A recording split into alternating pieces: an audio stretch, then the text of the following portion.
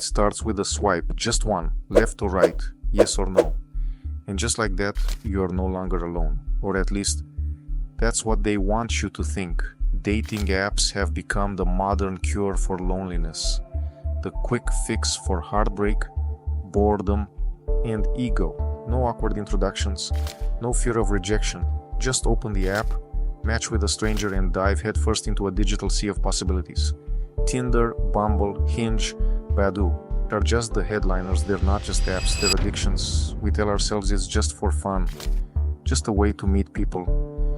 But behind every profile, every filtered photo, and every witty bio is a system designed to keep you hooked, and maybe even broken. So let's pull back the curtain.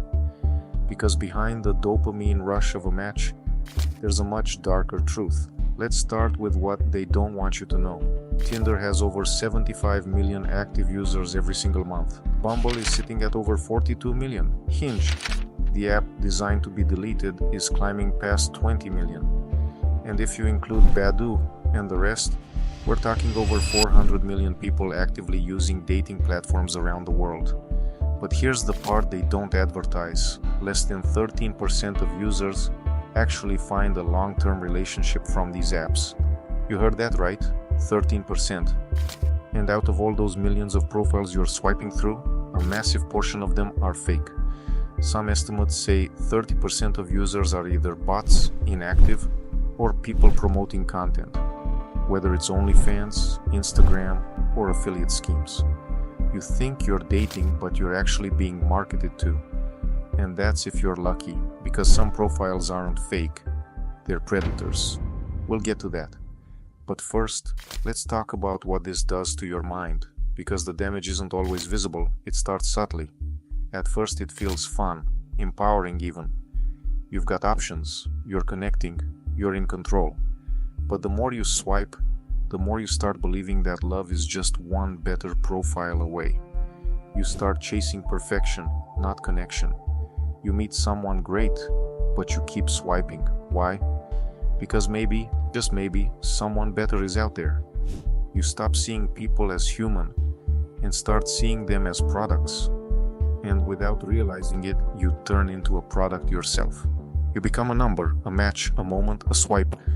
And it doesn't stop there. That dopamine rush from a new match, it's addictive, it's validating. Your brain starts craving it. You check the app constantly. You feel validated until you don't. You ghost people. You get ghosted. You feel disposable. And over time, you start to believe that maybe you are. Studies show that heavy use of dating apps is linked to higher levels of anxiety, depression, and low self-esteem. You think you're finding love, but you're actually trading your self-worth for digital attention. And then there's the worst part of all, the predators. This isn't paranoia, it's reality. It's happening every day, to men and women. It's called sextortion. It usually starts the same way. You match with someone who seems perfect. They're attractive, charming, a little flirty. It moves fast, faster than normal. You're feeling good. The messages get personal, then sexual. You send something, maybe a photo, maybe a video. And then everything changes. You get a message that makes your blood run cold. Send me money, or I'll send this to your family. Pay up, or this goes online. I know where you work. I know your Instagram. I know your mom's name. They're not bluffing. They have your face, your voice, your account. And they're not alone. In 2023 alone, there were over 12,000 cases of reported sextortion in the US. And that's just what got reported. Most victims don't say a word. The FBI has confirmed that these scammers, many of them teenagers or young adults in Nigeria, Ghana, the Philippines, and North Africa, are part of organized networks. This is their job. They target young men. They script everything. They have backup accounts. And they are relentless. You think you're flirting, but you're being hunted. And the scariest part, they're on every platform. This isn't to scare you. This is a warning. Because if it hasn't happened to you, it's probably already happened to someone you know. But even if you avoid the scams, there's something else eating away at your soul. Hookup culture. Dating apps have made casual sex easier than ever before. No dates, no romance, no real effort, just swipe, match, meet, repeat. It feels powerful at first. You feel desired, you feel in control. But then, you feel nothing, because meaningless sex leaves a very real mark. You start to confuse intimacy with validation. You start to believe that vulnerability is weakness, that connection is optional, that relationships are just a hassle. And before you know it, you're alone again. Except now, you're emotionally burnt out, physically drained, and spiritually detached. So what's the solution?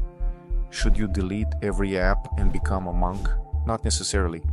But if you really want something real, something that lasts, you have to take control back. Start by getting off the apps, at least for a while. Go outside, seriously.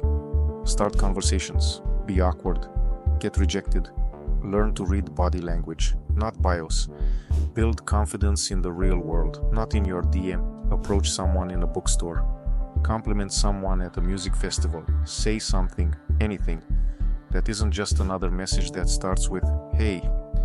You'll be amazed how magnetic you become when you stop relying on algorithms to find love. And if you do go back to dating apps, use them with intention. Don't swipe mindlessly. Don't get caught in late-night dopamine loops. Don't overshare. Don't chase validation. Set your boundaries and honor your values. Always video chat before meeting. Always trust your instincts. And if something feels off, walk away. Because your dignity is worth more than a match. Now listen, I'm not here to tell you that dating apps are evil. They're not. Some people do meet their partners on them.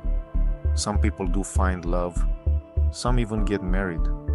But for every love story, there are 100 ghost stories, 1,000 scams, 10,000 people who feel more alone now than when they started. So be careful, be conscious, and don't let these platforms turn your heart into a statistic. You're not just a profile, you're a person. You're not here to be swiped on, you're here to be seen. So whether you're searching for love, recovering from loss, or just figuring out who you are, do it with intention, do it with strength, and above all, do it with self-respect. Because love is still real, connection is still real, you just have to be brave enough to go beyond the screen to find it.